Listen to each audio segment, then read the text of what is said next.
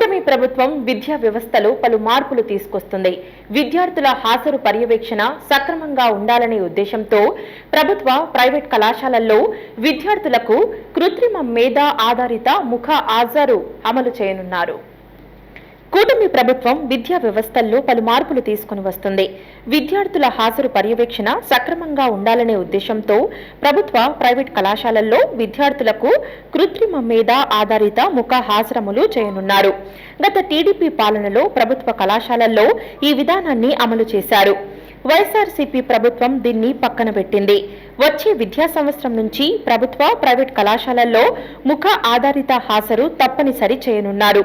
అన్ని విద్యా సంస్థలు ఎఫ్ఆర్ఎస్ పోర్టల్లో రిజర్వేషన్ చేసుకోవాలని ఉన్నత విద్యా మండలి ఇప్పటికే కళాశాలల యాజమాన్యాలకు ఆదేశాలు ఇచ్చింది. ఏఐ ఆధారిత ముఖ హాజరు ప్రకారం భవిష్యత్తులో విద్యార్థులకు ఫీజు వాపస్, ఇతర పథకాలను ప్రభుత్వం వర్తింపజేస్తుంది. ప్రతి ఉన్నత విద్యాసంస్థ దీని అమలుకు నోడల్ అధికారిని నియమించుకోవాలి.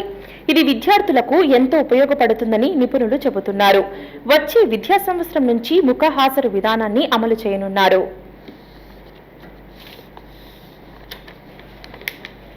ఉన్నత విద్యలో పాలనాపరమైన ఏకరూపత, పారదర్శకత, జవాబుదారీతనం, ఏకీకృత డిజిటల్ గవర్నెన్స్ అమలుకు ఏఐ దోహదం చేస్తుందని ప్రభుత్వం భావిస్తోంది. పర్యవేక్షణలో బలోపేతం చేయటమే దీని లక్ష్యంగా చర్యలు చేపట్టనున్నారు. జిల్లాలో junior, degree, PG, ITI, polytechnic, BEd, engineering కళాశాలల్లో వచ్చే విద్యా సంవత్సరం నుంచి ఈ పద్ధతిని అమలు చేయనున్నారు. ఇందులో భాగంగా ఎఫ్ఆర్ఎస్ పోర్టల్లో రిజిస్ట్రేషన్ అయితేనే ప్రవేశాల కౌన్సిలింగ్ ప్రక్రియ ముందుకు సాగుతుంది. అధ్యాపకులు వివరాలు నమోదు చేసుకుంటేనే అనుబంధ పోర్టల్లో కనిపిస్తారు. ఈ ప్రక్రియ పూర్తి చేసే బాధ్యతను కళాశాల ప్రిన్సిపల్స్ తీసుకోవాలని ఆదేశాలు జారీ చేయడం జరిగింది.